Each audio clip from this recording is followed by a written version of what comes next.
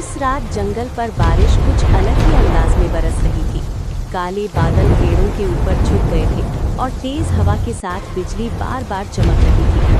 ऐसा लग रहा था जैसे जंगल किसी अनहोनी का इंतजार कर रहा हो। ये सिर्फ बारिश की रात नहीं थी, बल्कि एक ऐसी रात थी जो कई जिंदगियों को बदलने वाली थी।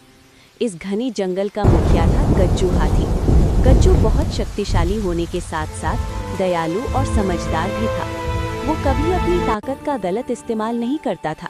जंगल के सभी जानवर उसे सम्मान देते थे, क्योंकि वो हर जानवर को बराबरी से देखता था और मुश्किल समय में सबकी मदद करता था। गज्जू की वजह से जंगल में शांति और भरोसा बना हुआ था। लेकिन उसी जंगल में एक चालाक लोमड़ी भी रहती थी। उसके मन में हमेशा लालच और ईर्ष्या भरी रहती थी। वो सोचती थी कि गज्जू की अच्छाई उसकी कमजोरी है और अगर वो जंगल की मुखिया बन जाए तो सारी ताकत उसके हाथ में आ सकती है।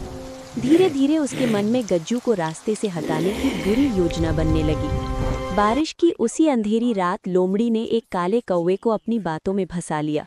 उसने कहा कि इस तूफानी रात में कोई कुछ नहीं देख पाएगा और बारिश सब कुछ छुपा देगी।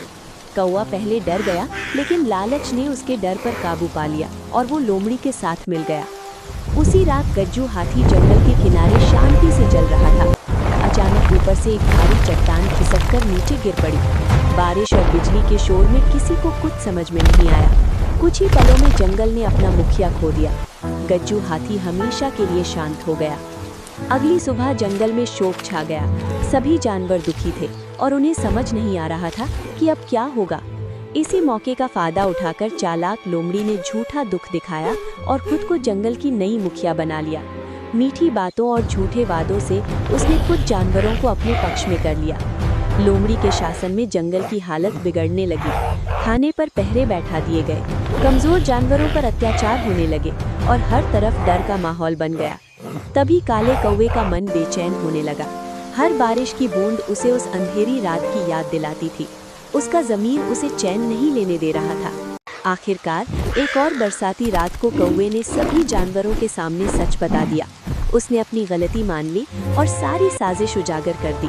सच सामने आते ही जंगल के जानवर एकजुट हो गए। चालाक लोमड़ी की चालें बेकार हो गई और उसे जंगल से बाहर निकाल दिया गया। इसके बाद जंगल का नया मुखिया बना एक शांत और ईमानदार कछुआ। धीरे धीरे जंगल में फिर से शांति लौट आई। जानवरों ने सुकून की सांस ली और गज्जू हाथी को हमेशा याद किया, जिसने उन्हें सही रास्ता दिखाया था। ये कहानी हमें सिखाती है कि लालच इंसान या जानवर किसी को भी अंधा कर सकता है।